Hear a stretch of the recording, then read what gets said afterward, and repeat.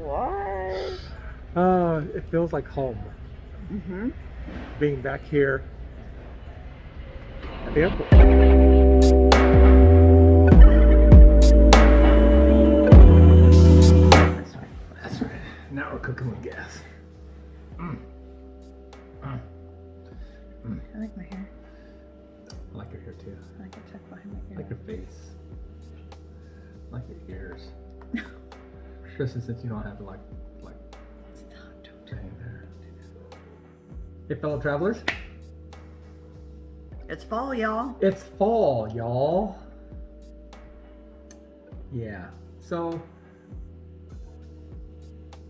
we've had, how many trips have we had actually canceled this year thus far? 5.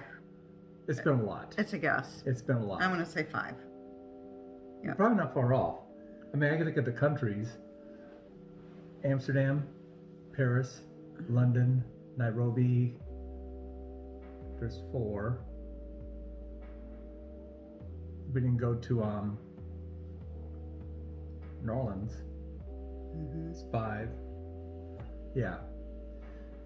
But as those of you who follow us know, we have been getting out. Yep. And we're still traveling. So we've been to Seattle, Mm-hmm. to Atlanta, Chicago, Smoky Mountains. Smoky Mountains, Iowa. Mm-hmm. And we're getting ready to take our first trip outside the country back to Colombia. You can see our Cartagena trip somewhere on here. Right. But this time we're headed out to Medellin and to Guatapé. Mm-hmm. And then we still have, as of this morning, flight to Kenya next year, Mhm. and to Rome Mm-hmm. and Venice Las and Vegas. Las Vegas and a few other places. So the question we sometimes get asked by friends and family and some of you is, how are you doing all this Mhm. with everything that's going on? Aren't you afraid? Yes. That's the question. That's the Aren't question, you afraid yeah. to travel during the pandemic? And I would say that we're cautious, but that we don't fear going out and about.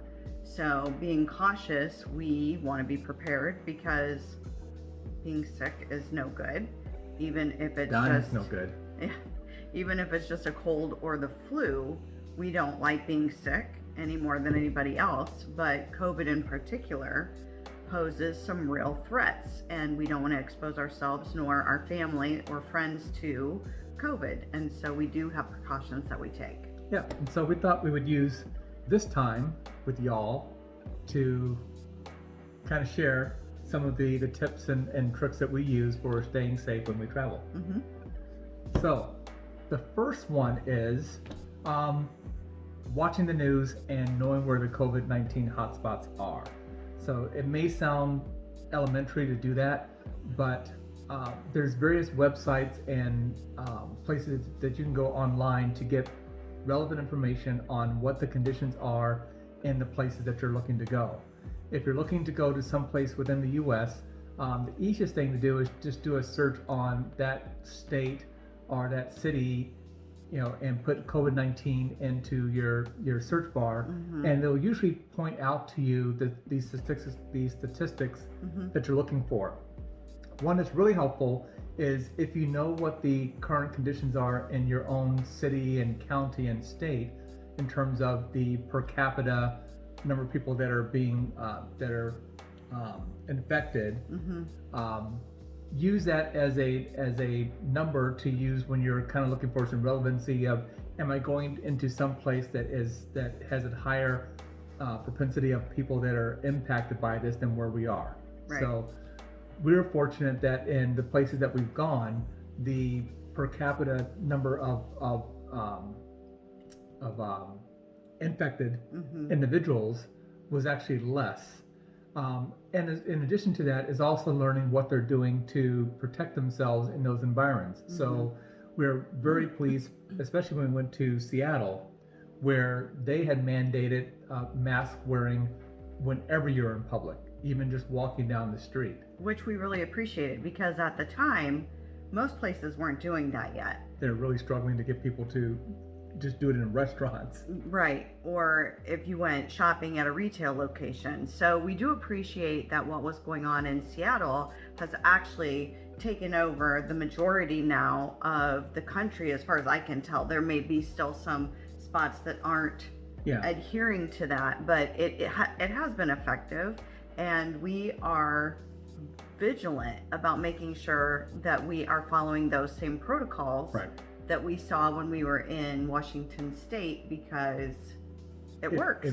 It works for them, and it was really nice, even when we were walking on trails, seeing the majority of people wearing their masks. They may have it off, but then when you made eye sight with someone, everyone would put their mask on and have that distance. And that was really important. So you can also go to the U.S. Embassy website, and they'll also give you details on the country or countries that you're looking to go to. So, for example, we know that we have to get a PCR test before we can even get on the plane to go to Colombia. So we have that scheduled. But it was nice, even when the first time we went to the airport, which is the flight to Seattle, seeing everybody there wearing masks, seeing a number of gloves. And I think we were joking that we almost felt a little bit safer there than we did around home. So sure, because around home at that time, masks weren't mandated. No. In Walmart or retail stores. And I remember the first time we got out. So we went to Chicago. That was our very first overnight anywhere. And we were hesitant, but we were just so ready to get out of the house. And we had our masks on everywhere we went, and we were odd man out. Yeah. Remember that? Remember how we just felt like, Navy Pier. Yeah. Navy Pier specifically had signs that said, "Hey, we're open. Everyone needs to wear their masks," and people weren't wearing their masks. Well, the funny thing was that even the people who were out there to patrol had their masks half masked, or they didn't have them on either. And you can't really enforce something that you're not willing to do yourself. Right. So anyway. So that's our first tip, is that be mindful of the place that you're going. Read the news. Look on the websites for the city, the state, the county, and get that information so that if you do decide to go, that you're going to be a good citizen there. And then also being mindful of just what are the precautions you need to take before leaving to go there. The second item is protecting yourself and protecting others. So it kind of goes along with that. And that says, okay, now you've made the decision to go. What are the things that you should be doing to protect yourself and to protect others from you? Obviously, the first one on there are masks. So we have our gaiters. Right. I pulled as though I had one on. Well, you usually do. Yeah, well, you've seen them if you watch our videos, we have multiple gaiters of different colors that they're very convenient to put on. And, depending upon, there's always articles that you read that say that they're not as effective as other devices or other masks. We feel comfortable that having those on the majority of the time, and as long as the other person's also wearing a mask, that it's a good level of safety. But we do also have the blue and white masks that everyone sees. So we've got boxes of those. And we take them because we want to throw our masks away after we've been in the airport, after we've been in the airplane, after we've been around people. There's no reason to continue to wear a mask. So having a disposable mask is really handy. So they're handy to keep in the car, and they're handy to keep in our bags. That is a good point to make. So the gaiters that we wear, those are our, we always have it with us, right? But when we are in the airports and other places where we know that there's, you can't avoid being around other people, we do have the traditional disposable ones like this. Also, we did find that some restaurants and establishments actually require you to use one of these. Or the cotton ones. Or the cotton ones. Not the gaiters. Correct. Mm-hmm. And so it's good to always have a couple of those with you. Sometimes they'll actually have them there for you. In that case, I'll take one of theirs and save mine for later. That's true. But and then we do also have, the face shields. So these you can buy from Amazon. We'll put on our website, b2g.travel/favorites. And you've seen people with these as well. We had bought these because we thought that we would use them on our flight. And it ended up being that on our flights, we were fortunate to have, number one, not very many people on the flights. And two, those that were on the flights were separated from us. We had empty Plenty seats. of room. There was plenty of room on the airline. Just felt like we were socially distant. We had our masks on. And we had our masks on the entire time. So even on the plane, we were socially distancing from the others who were on the plane with us. So we didn't end up wearing our face shields. We had them with us so that if we ever felt like we were too close, that we'd be able to put that extra barrier. And you kind of look them in the eye when you put it on. Gloves. Mm-hmm. So we have a variety of gloves. We have the nitrile gloves, which are for just, they're like an extra level of protection that we keep with us. And then obviously, like everybody, we have hand sanitizers. We have so many versions of hand sanitizers in different sizes because we use those all the time. So we do. Stephanie always has one in her purse. So when we go to a restaurant, mm-hmm. If they do have like ketchup and things like that are on the table, we'll actually wipe our hands off after using those because those are being used by everyone. Mm-hmm. When we go to the restroom, we'll hold it out there for the other person. We have our wipes mm-hmm. That we'll use as well because these are all things that you'll want to kind of have available so that you're, again, reducing the risks to yourself and to others. So the wipes we have in all different sizes too. We'll take them in our backpacks, we'll take them in our suitcases, and that's a really good segue into the next section because those wipes come in handy, not just so after we use the public restroom, we'll come out. We've washed our hands in the public restroom. It's not because of that. It's just that if you had to touch a door or something, we try to be really mindful of touching things that others have touched. Even today at Kohl's, you go in and you touch the keypad. Well, right afterwards, we want to do something to go ahead and sanitize again. I touch the little buttons and I go like this. And that flips the germs right off my fingers. Or we use the hand sanitizer. Or the hand sanitizer works just as well. But those wipes, as I was saying before, those wipes come in really handy when traveling. Sometimes we take a big tub like this. If we're flying, on an airplane, we'll take the smaller travel size ones. But we always have these because we do not trust the cleanliness of others. And that is the third point, what you said, which was we don't trust. We don't trust the man. No. We just don't trust that the thoroughness of cleaning is enough to keep us safe. And so the first thing I do when we're in the airplane, I clean off all the surfaces that Chris or I might touch. Even though the airlines smell very fresh now, and you can kind of smell that they've done something, but still doesn't matter. I still am going to wipe off the touch screens. I'm going to wipe off the armrests, any place where I'm going to plug my phone in, or a little latch for when you're dropping down your seat table, the air vent up above, the light buttons, like all of those things. I just want them all clean. And then same thing whenever we get in a rental cars.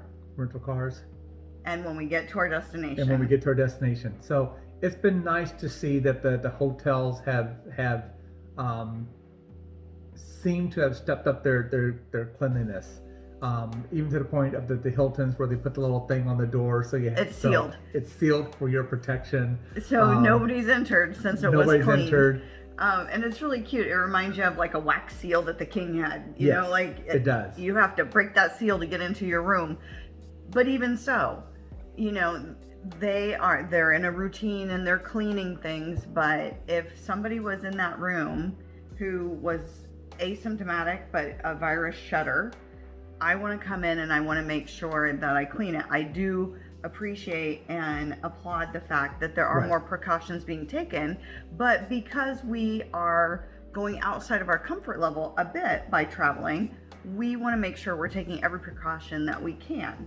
So all the light plates, the faucet handle, the toilet flusher, Yeah, the things I didn't even think about. shower, Stephanie's doing all that. the lamp, the switch on the lamp. I do all that. The knobs, even if I'm not going to put my clothes in the drawer, if I happen to touch it, I want it to have been cleaned. Yeah, that does bring up a good point. So when you have your, if you are traveling somewhere, if you're taking a road trip, we actually have one bag that we put we put paper towels in it, sanitizers, all those items. So it's very quick and easy. It's the first thing you do when you get into the room. You put the bag on the table and you start wiping everything down. It's our go bag. It is. When you're in the hotel, doing the same thing. When we were talking earlier about hand sanitizers, we've actually bought, I think, 3 different types of hand sanitizers now. We'll link those to on our website. But even the little ones that are individual packs, you can just kind of keep on your person, so that one time where you're like, I don't have any hand sanitizer with me, you open it up, you pop it, put it in your hands, and you throw the little package away. Yeah, it's a little single use and it pops open. Those are really great. I'm glad you found those. Yeah, and with the hotel rooms, they are saying that the other thing that they're doing is they're limiting occupants to I think it's a 48 or a 72 hour that the room cannot be reoccupied by someone else. But Stephanie makes a good point. The best thing that you can do is protect yourself by taking that extra level of precaution. And the other thing too is that Lysol and some of the other sanitizing sprays actually come in really small containers that you can then take on an airplane in your 3x3 or whatever that is, in your quart size bag. Yeah. Is it a quart size bag? Yep. I never knew that. Indeed. And then number 4 is keep your distance. Don't get up in my space. Don't get up in my space. Don't get up in our space. And it can get awkward at times. So we have been in on elevators where it's clearly marked. It says one family, and no more than 2 people. Right. And we've had the awkwardness of being on the elevator and the door opens and someone gets ready to step on and we say, actually, can you wait for the next elevator? Or Chris has been so gracious when somebody stepped in with him and he just got off because it's just so awkward. So if there's signage that says one group that came together that's not socially distancing per elevator or no more than 2 people, just abide by that. I've taken the stairs, but I can't hold my breath from the 14th floor down to the first floor. So, but also when we're out in places, we just consciously try to make sure we stay separated. If we're waiting in line for something, most places now have little dots or signs on the ground for that space, and just respect those. And if you find that others around you aren't, you might just need to say something. Say, hey, my apologies. We're all going through this. I'm just trying to make that space. And I think that's that little bit of reaching out to someone and kind of letting them know that, hey, I know that this kind of sucks, but we're all in this together. We'll go a long way. Yeah. So. Yep. Oh, and don't hesitate to leave if you feel unsafe. That was the other thing that I was gonna say.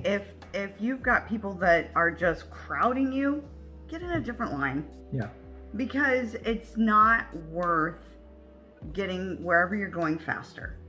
I would just as soon let Crowdy McCrowdy get up in line in front of me, and then I can socially distance behind. Yeah. So and especially this works in any environment, but particularly when you're traveling is still a luxury. It's something that we don't have to do. Yeah. And so, like Stephanie said earlier, there's a level of risk in anything that we do outside of our home nowadays. We feel that these steps help us to go out and continue to explore the world, and not have a degree of risk that is greater for either us or for the people in the places that we're going to. Right. So we believe that it is possible to still continue to get outside of the house and still maintain a modicum of safety. Yes. And then the next one is reduce trip anxiety. So it's been funny because I remember back in March and we were seeing everything was just dropping off our calendar. The concern was, well, if we, and then all the airlines started to offer just phenomenal deals. We were getting deals from American Express Platinum, from the hotels. But your concern is, well, what if I plan something and then that city, that country doesn't allow us in, or something happens? What we've been very fortunate in what we've seen is that most hotels, airlines, even railways now offer the ability to either reschedule or to cancel with a refund. So many of the trips that we've taken of late, Seattle, even Atlanta, and the one that we have booked to New Orleans, I think those tickets, and this is flying from Chicago, were like $80 per person round trip. I think the one to New Orleans was like $65. But we also knew that if we did not decide to go, that we could contact American Airlines and be able to reschedule that. In fact, our trip to Seattle was actually first to New York. And it happened to be the weekend before we made a bet, and it happened to be that our flight was the weekend before New York opened back up. Yeah. And so I called them and I canceled it, and then the next day we found this great deal on a flight to Seattle, and we were able to rebook. So look on Scott's Cheap Flights on Google. I do still look on Hopper. But I don't buy my tickets on Hopper. That's another podcast. You can see the one. It's another video that we pulled together. You can see one on our Hopper horror story. Yeah. It's gotten worse since then. But long story short, our preference going forward is buying our airline tickets directly from the airline. Use Google, use Scott's Cheap Flights, use Hopper and other services to find out what the best deals are, and then go and buy directly from the airlines. The reason why is that, one, if you do need to reschedule or you're looking for a refund, it's a much smoother process with them, because if you buy your tickets through, say, Hopper, for example, right, you have to go through Hopper for any type of refund, and that's just it's an added layer. Fun experience. Yeah, it's an added layer of frustration. It's an added time element. And honestly, part of the reason that we love to travel is because it gives us that great quality time together, exploring, and we believe that it reduces our overall stress and anxiety to be able to travel together. So the last thing that we want is more anxiety due to traveling, because it's like our stress-free time. It is. And so I think that you make such good points that we want to reduce any kind of anxiety that has to do with traveling, because you don't need that. You don't need to add extra stress. Nobody and extra. needs that. Exactly. You don't want to add that to the plate that we have that's already full. So the extra effort that Chris has put into booking the flights through the airlines means that we have that layer of safety. That we can change our minds if we don't want to go, or if we're not welcome. We're not welcome. Yeah. You hear us, Canada? But you want to share with them. The example was when we were flying to Atlanta. When we booked the flights, and even I want to say 3 or 4 days beforehand, because I'm always jockeying for better seats up until the time that we leave. That's true. The flight was like half booked. Right. And the day before, we got a notification saying, "Hey, would you be interested in taking a later flight?" And I'm like, I think something happened. And sure enough, we get to the airport, and they are overbooked on the flight from Chicago to Atlanta. And they started asking people for if they'd be willing to take a flight later. Mm-hmm. And we talked about it, and we said, if they, what was the amount? If they will offer us $500, if that's what the offer is, then we will go ahead and volunteer. But it wasn't. I can't remember. It wasn't. It started. It was $250, and we're like, no, we'll go ahead. We'll go ahead and go. Right. And then right before they started pre-boarding, mm-hmm. and they made a mention again that they still needed 2 seats. And so I went up there and said, well, let me find out what it is. And they said, well, we're offering now $500, and we'll put you up in a hotel. And the one right there at the airport. We didn't even leave the airport. We just went downstairs and right there. Yeah. And so we took it, and that way we didn't have to be on an overbooked flight. Mm-hmm. The experience itself was great in terms of just they didn't know that we actually lived in the Chicago area, and so we could have driven home. But instead, I wouldn't have done that though. No, I would have kept my seat. So because we were missing out on a night that we had paid for at our Airbnb, we stayed at a horse ranch, or horse farm, which was very cool. So we did miss out on that. We'll post that video later. But it was one night. It was one night, and well, I was gonna say that the whole idea though was that we were already on vacation. Yep. And so whether it was going to be at the horse ranch or it was going to be at this hotel in Chicago, it was okay. We can fly there now. The difference was going to be getting there at 6 or 7 o'clock at night mm-hmm. versus getting there at noon the next day. Mm-hmm. And in return, we would get $1,000 in travel vouchers. So that was really fun. It actually added to the element of adventure. It did. We were like little kids at the zoo or something. We were just so excited to have gotten that $1,000 worth of travel credits. Yeah. And Chris has found a way to spend them. We ended up using those to book our flight to Rome next year. Which I've been waiting to go to Italy my whole life. I've never been to Italy. I can hardly stand it. I can hardly wait. And how much did they cost out of pocket then? It was $29 out of pocket. So. And that included all the fees and everything. Yeah, and it's nonstop. And the flights were nonstop, which was huge. But again, I called American Airlines, and they're like, I told them the whole story. They're like, oh, that's fantastic, man. And they got us our great seats, and because we're platinum on American, we can still buy the basic economy seats, but still get all the benefits that come with our status. So we were able to still get our economy plus premium seating, and we're still able to take 2 carry-on bag or 2 checked pieces of luggage each. So, but the whole point there is that part of traveling is enjoying your time, mm-hmm. and so now is a great opportunity to take advantage of just the flexibility that is provided by a lot of the airlines and the hotels to book things, and if things change, you know that you can either get a refund or schedule for later. But also, if something does come up, just roll with it, and just remember that this is a luxury that we all have an opportunity to take advantage of, and don't forget that. So. Yeah, for sure. And then the last one is, if in doubt, stay home. Just stay home. Yeah. Make it a staycation. We had, I mentioned earlier, we had an opportunity to go to New Orleans, mm-hmm. and it was right on the cusp of just we didn't feel as, could we have gone? Absolutely. But New Orleans was one of those places where a lot of what we wanted to do was actually within the city. Right. And we just said, you know what?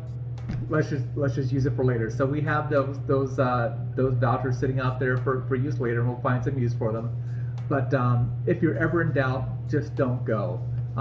As much as we love to travel, it really isn't worth putting an undue burden of risk or anxiety on ourselves, or on our families, or on the places where we're planning to go to visit. For sure.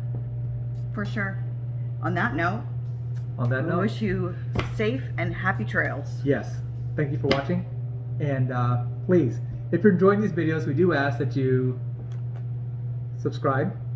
That means a lot to us, because every once in a while we look and say, oh wow, we've got subscribers. Yay, hit the bell. I guess we got to keep this up, and hit the bell, because the bell notifies you of when we got some more goodness coming. And there's always more goodness coming. All right, we'll talk to you all later. All right. Bye-bye. Bye bye. Ah, good.